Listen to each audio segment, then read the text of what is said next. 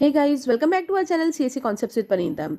Guys, as you know, nowadays we are seeing different topics of DA algorithms, right? So today we are going to see one more important topic, that is Floyd-Warshall algorithm. तो इस video में समझेंगे guys कि ये algorithm है क्या, कब कैसे यूज होता है, और एक प्रॉपर एग्जाम्पल के साथ मैं आपको स्टेप बाय स्टेप दिखाऊंगी कि अगर इस तरीके से आपको कोई भी ग्राफ दिया हो, उसमें फ्लॉयड वॉशल एल्गोरिदम अप्लाई करने के बाद, फॉर्मूलाज अप्लाई करने के बाद किस तरीके से आपको हर एक नोड से हर दूसरे नोड का शॉर्टेस्ट डिस्टेंस मिलता है, right? So let us see first of all what is Floyd Warshall algorithm. It is a dynamic programming algorithm that is used to discover all pair shortest path in a weighted graph. सबसे पहले तो guys आपको यहाँ पे weighted graph दिया होगा. weighted graph का मतलब क्या है? ग्राफ के ऊपर weights दिया होगा. जैसे यहाँ पे आपको दिख रहा है 1, 2, 8, 9, 1, 4. ये सब क्या है? हर एक एज का वेट दिया है. सो इसको हम weighted graph बोलते हैं. तो इस तरीके से weighted graph में अगर आपको शॉर्टेस्ट पाथ फाइंड आउट करना है, हर नोड से हर दूसरे नोड तक का shortest graph, shortest path, right? So सबसे पहले तो ये क्या है? डायनेमिक प्रोग्रामिंग है. हम लोगों ने हमारे चैनल में डाइक्स्ट्रास भी देखा हुआ है. डाइक्स्ट्रास एल्गोरिदम में भी काफ़ी व्यूज़ है, काफ़ी आप लोग उससे सीख रहे हैं, तो I am glad to know that. तो उसमें आपने देखा होगा डाइक्स्ट्रास एल्गोरिदम जो है वो क्या है? ग्रीडी टेक्निक है, राइट? बट यहाँ पे फ्लॉयड वॉशल क्या है? ये डायनेमिक प्रोग्रामिंग है, और it is also known as all pair shortest path. तो अगर आपको इस तरीके से कोई ग्राफ दिया है और आपको बोला है all pair shortest path apply करो, तो आपको पता होना चाहिए वो क्या है? वो फ्लॉयड वॉशल ही अप्लाई करना है आप पे, इस पे, ठीक है? So the idea is to treat each and every vertex from node 1 to n as an intermediate node 1 by 1. तो बेसिकली क्या है? 1, 2, 3, 4 यहाँ पे 4 वर्टेक्स है हमारे पास. तो एक बार फर्स्ट वर्टेक्स को इंटरमीडिएट नोड लेंगे, इस बार एक बार सेकंड को इंटरमीडिएट नोड लेंगे, एक बार थर्ड को, एक बार फोर्थ को. इस तरीके से हमको D0, D1, D2, D3 up to D4 find out करना है. और ऐसा समझो कि अब यहाँ पे 4 वर्टेक्स है, तो D4 में आपको फाइनल वर्टेक्स मिलेगा, फाइनल शॉर्टेस्ट पाथ मिलेंगे. अगर 3 वर्टेक्स होता तो आप D3 में आपको फाइनल आंसर मिल जाता. अगर 7 नोड्स है तो D7 तक करना पड़ेगा, D7 में फाइनल आंसर मिलेगा, राइट? तो उस तरीके से D0 से लेके Dn तक आपको फाइंड आउट करना है if n is your number of vertex. Clear है? तो चलो हमको स्टार्ट कहां से करना है? D0 से स्टार्ट करना है. अब D0 सबसे पहले हम बना लेंगे. लेट्स से यहाँ पे मैं D0 बना रही हूँ. तो यहाँ पे क्या है ना गाइस, हर स्टेप में हमको मैट्रिक्स बनाना पड़ेगा. मैट्रिक्स का साइज क्या होगा? n cross n, where again n is your number of vertex. यहाँ पे आपको नंबर ऑफ वर्टेक्स कितने दिए हैं? 4. इसीलिए आपका मैट्रिक्स कैसा बनेगा? 4 क्रॉस 4 का. तो सबसे पहले D0 के लिए 4 क्रॉस 4 का मैट्रिक्स बना लेते हैं. Then I will show you कि D0 आपको भरना कैसे है. It is pretty simple. तो सबसे पहले एक चीज याद रखना है, D0 कैसे भरना है वो अलग है, वो भी मैं आपको दिखाने वाली हूँ. उसके बाद D1 से लेके Dn तक, मतलब इस केस में D1, D2, D3, D4, वो कैसे फिलअप करना है, तो यूजिंग दिस फॉर्मूला. तो इस वीडियो में मैं आपको एग्जाम्पल में फॉर्मूला की हेल्प से कैसे फिलअप करना है वो भी दिखाऊंगी, बट वो थोड़ा सा लेंदी हो जाएगा. तो अगर आपको फॉर्मूला हर स्टेप के लिए यूज ना करके डायरेक्टली फिल करना है, 1 मिनट के अंदर आपके मैट्रिक्स फिल हो जाएंगे, वो कैसे करना है वो भी मैं आपको शॉर्टकट इस वीडियो में दिखाने वाली हूँ, ठीक है? चलो, तो सबसे पहले हम लोग लेट्स से D0 फिलअप कर रहे हैं. तो D0 में आपको 3 चीजें याद रखनी है. पहली चीज तो ये कि आपके जो भी डायगोनल है जहां पे i और j सेम है, मतलब 1, 1, दैट इज ये 2, 2, 3, 3 एंड 4, 4, ये डायगोनल्स आपके हमेशा 0 आएंगे. तो उसको सबसे पहले 0 आप फिलअप कर देना. क्लियर? सेकंड, जहां जहां भी एज पॉसिबल है वहां वहां आप उस एज का वेट लिखोगे. जैसे 1 to 4 है मेरे पास 1, सो 1 to 4 का वेट है 1. 1 to 2 का 8, 1 to 2 का 8. 4 से 2, 2. So 4 से 2, 2. 4 to 3, 9. 4 to 3, 9. 2 to 3, 1. 2 to 3, 1. And 3 to 1, we have 4. 3 to 1 we have 4. ठीक है? So 1, 2, 3, 4, 5, 6. 6 वेट्स है हमारे पास. देखो 1, 2, 3, 4, 5, 6. 6 के 6 वेट हमने लिख दिए. अब बाकी जहां पे भी एज नहीं है या वेट्स नहीं है, वहां पे हम लोग क्या लिखेंगे? इन्फिनिटी. जहां पे भी एज प्रेजेंट नहीं है, तीसरा केस वो होता है हमारा, वहां पे हम लोग इन्फिनिटी लिखेंगे. For example 1, 2, 3, right? सो 1 से लेके 3 तक क्या कोई डायरेक्ट एज पॉसिबल है? 3 से 1 तक है, बट 1 से 3 तक है नहीं है, राइट? तो जहां पे भी एज पॉसिबल नहीं है वहां पे इन्फिनिटी, राइट? तो ये सारे जो खाली जगह है वो वही वाले ब्लैंक सेल्स है जहां पे डायरेक्ट एज पॉसिबल नहीं है. तो डायरेक्ट एज अगर हमारे ग्राफ में नहीं है तो हम वहां पे सिंपली क्या कर देंगे? इन्फिनिटी.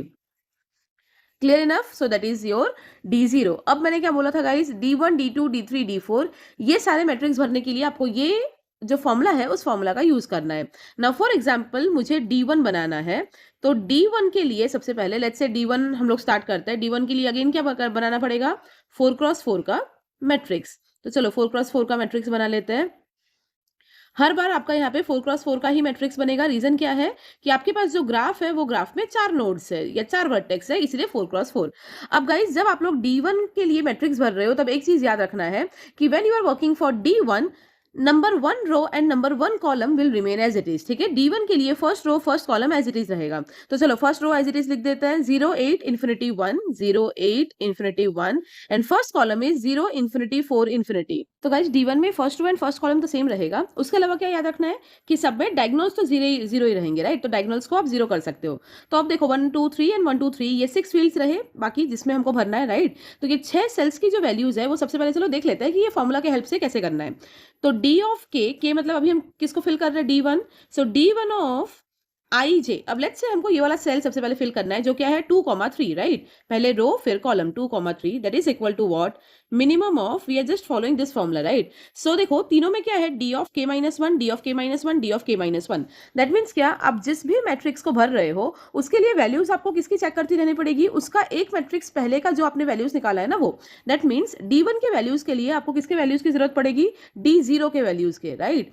सो मिनिमम ऑफ क्या आ जाएगा, D0 of I J. That means D0 of ये आई जे दैट इज इक्वल टू 2 3। देखो आई और जे क्या होगा गाइज, ये 2i है, ये 3j है, और ये जो D1 के लिए हम काम कर रहे हैं ना तो 1 हमारा k है, राइट। तो ये आई जे की आपको याद रखना है।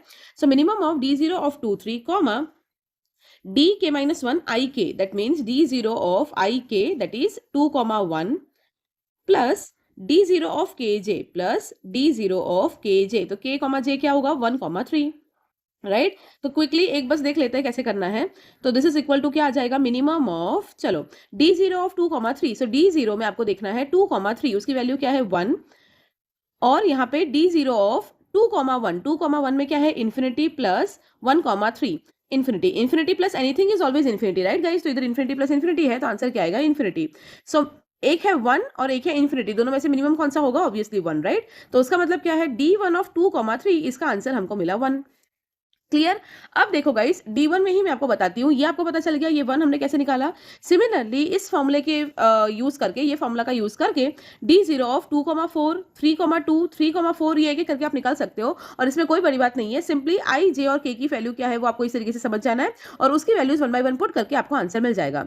Now the problem is guys कि अगर इस तरीके से 4x4 मैट्रिक्स का आप D1 D2 D3 D4 के जितने वैल्यूज है वो सब इस तरीके से फॉर्मूला से आप निकालोगे, या लेट्स से अगर 5 6 7 वर्टेक्स है तो इतने सारे मैट्रिक्स के इतने सारे वैल्यूज आप फॉर्मूला से अगर निकालने बैठोगे ना तो आपके 15 20 25 मिनट आराम से एग्जाम में चले जाएंगे। तो हमारा वो टाइम वेस्ट ना हो, हम जल्दी एग्जाम्पल कर पाए, इसलिए हम लोग क्या देख रहे हैं कि ये अगर हमको फॉर्मूला से करना है तो हम कर ही सकते हैं, बट अगर शॉर्टकट में आपको पता हो कि डायरेक्ट आप वैल्यूज कैसे चेक करके लिख सकते हो तो उससे आपका बहुत टाइम बचेगा, पूरा एग्जाम्पल आप 2 से 4 मिनट में फिनिश कर सकते हो। ठीक है, सो लेट अस सी, ये एक वैल्यू हमने यहाँ पे निकाल के देखी, तो उसी तरीके से आप लोग अगर आपको फॉर्मूला से निकालना हो तो निकाल ही सकते हो। अब एक इजी वे देखो, डायरेक्टली आप कैसे वैल्यूज पुटअप कर सकते हो। जैसे आपको फॉर एग्जांपल यहाँ की वैल्यूज डालनी है, ठीक है, 2,4 की, तो कैसे देख सकते हो। सबसे पहले यहाँ पे याद रखना है कि क्या है हमारे फॉर्मूला के हिसाब से कि 2 पैरामीटर आएंगे, एक पैरामीटर और दूसरे पैरामीटर में 2 चीज एडिशन करेंगे, ये दोनों में से जो मिनिमम है वो मिनिमम वैल्यू लिखेंगे। तो देखो हमको क्या क्या चेक करना है, 2,4 में अगर आपको वैल्यू लिखनी है तो उसके लिए उसके पहले वाले मैट्रिक्स में D0 में 2,4 में क्या है इन्फिनिटी, तो पहले आप वो याद कर लो, राइट। फॉर एग्जाम्पल यहाँ पे हम थोड़ा सा कर रहे हैं, चलो D1 में 2,4 मुझे भरना है, तो सबसे पहले D0 में 2,4 क्या था, इन्फिनिटी, तो एक इन्फिनिटी कॉमा, अब देखो इधर क्या आना चाहिए, 2 वैल्यूज का प्लस आना चाहिए, उसमें से मैं मिनिमम देखूंगी। अब प्लस 2 वैल्यूज का किसका लेना है, तो ये याद रखना है। D1 में हमने क्या किया था, फर्स्ट रो और फर्स्ट कॉलम की वैल्यू हमने यहाँ पे कांस्टेंट रखी थी, राइट। तो आपको क्या देखना है, इस सेल के लिए अगर आप काम कर रहे हो तो इसके रो में और इसके वैल्यू में कांस्टेंट क्या क्या था, तो इसके रो में इन्फिनिटी, इसके कॉलम में 1, right. First row first column, तो इसके रो में कांस्टेंट क्या था, इन्फिनिटी, इसके कॉलम में कांस्टेंट क्या था, 1, तो नेक्स्ट वैल्यू है 1 प्लस इन्फिनिटी। तो एक इन्फिनिटी है, दूसरा भी 1 plus infinity means infinity, infinity के साथ किसी को भी ऐड करो इन्फिनिटी बनेगा, तो दोनों इन्फिनिटी में से मिनिमम क्या है, इन्फिनिटी, तो इधर आ जाएगा इन्फिनिटी, राइट। सिमिलरली चलो अब इसके लिए काम कर रहे हैं, तो 3,2 में इधर वैल्यू क्या है, इन्फिनिटी, तो एक वैल्यू आ गई इन्फिनिटी, दूसरी वैल्यू क्या आएगी, इसके रो में मिनिमम क्या है 4, इसके कॉलम में मिनिमम क्या है 8, 4 plus 8 is 12, 4 plus 8 that is 12, infinity और 12 में से मिनिमम क्या है 12, तो इधर हम लिख लेंगे 12। अंडरस्टूड। तो आप एक बार प्रैक्टिस आ जाएगी ना गाइस, तो एक मैट्रिक्स को भरने में आपको 1 या 2 मिनट से ज्यादा नहीं लगेगा। चलो यहाँ पे 3,4, तो 3,4 में यहाँ की वैल्यू क्या है, इन्फिनिटी। अब यहाँ पे इस रो में फिक्स क्या है 4, कॉलम में 1, सो 4 प्लस 1, सो इन्फिनिटी, और 5 में से मिनिमम क्या है 5, तो इधर वैल्यू आ गई 5। चलो यहाँ पे 4,2, तो 4,2 में इधर की वैल्यू क्या है 2। इसके अलावा इस रो में फिक्स क्या है इन्फिनिटी, इस रो में कॉलम में फिक्स क्या है 8। So infinity plus 8 will give us, इसकी वैल्यू हो जाएगी इन्फिनिटी और इसकी वैल्यू हो जाएगी 2। तो 2 और इन्फिनिटी से मिनिमम क्या है 2, तो इधर आ जाएगा 2। क्लियर।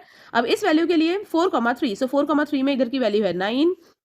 इस रो में फिक्स है इन्फिनिटी, कॉलम में भी इन्फिनिटी, तो 9 और इन्फिनिटी में से मिनिमम क्या है infinity. Understood. So this is your matrix for D1। अब चलो अगर D2 के लिए काम करना है कैसे करेंगे, D2 के लिए वापस हमको क्या बनाना पड़ेगा, 4 रोज एंड 4 कॉलम्स, राइट। 1 2 3 4 एंड 1 2 3 4।